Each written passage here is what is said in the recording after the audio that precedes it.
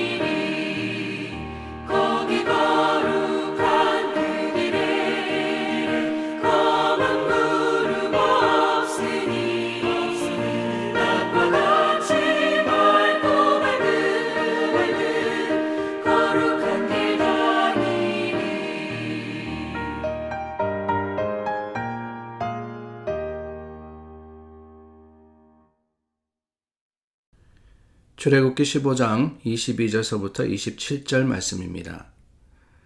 모세가 홍해에서 이스라엘을 인도하며 그들이 나와서 수르 광야로 들어가서 거기서 사흘 길을 걸었으나 물을 얻지 못하고 마라에 이르렀더니 그곳 물이 서서 마시지 못하겠으므로 그 이름을 마라라 하였더라. 백성이 모세에게 원망하여 이르되 우리가 무엇을 마실까 하며 모세가 여호와께 부르짖었더니 여호와께서 그에게 한 나무를 가리키시니 그가 물에 던지니 물이 달게 되었더라. 거기서 여호와께서 그들을 위하여 법도와 율례를 정하시고 그들을 시험하실세. 이르시되 너희가 너희 하나님 나 여호와의 말을 들어 순종하고 내가 보기에 의를 행하며 내 계명에 귀를 기울이며 내 모든 규례를 지키면 내가 애굽 사람에게 내린 모든 질병 중 하나도 너희에게 내리지 아니하리니 나는 너희를 치료하는 여호와임이라.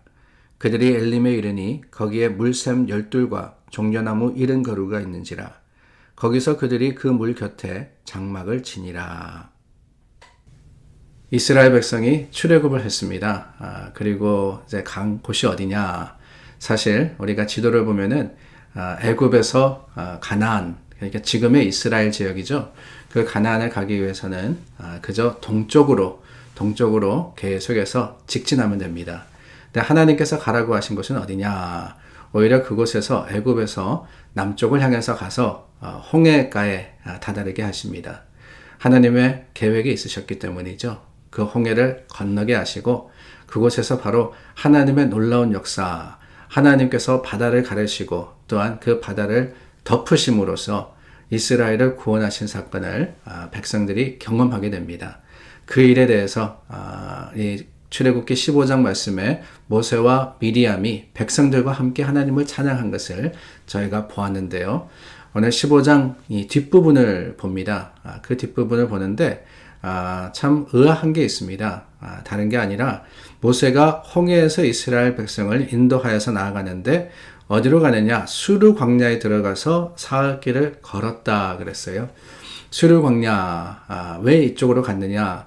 우리가 출애굽기 말씀을 살펴보면은 이 데스티네이션, 목적지가 있기 때문에 그렇습니다.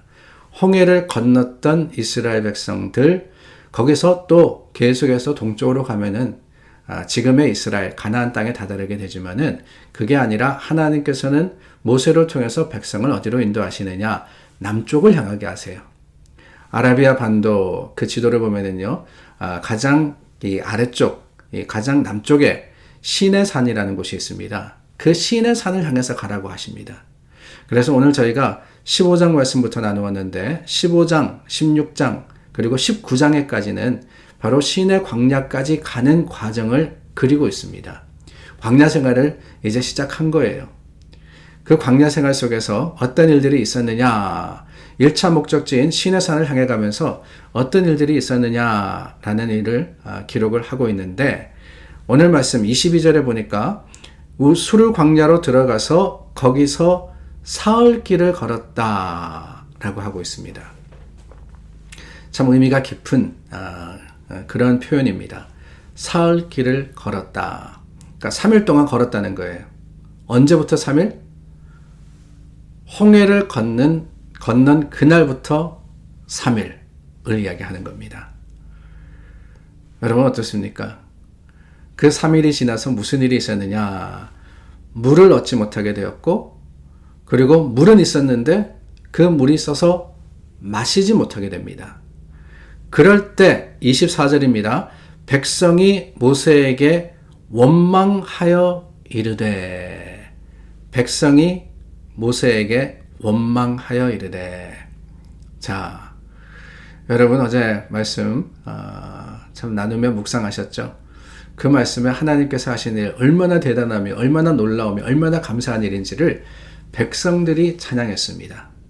모세와 미리암만이 아니에요. 그들과 함께 백성들도 서고치면서 하나님께 찬양 드렸습니다.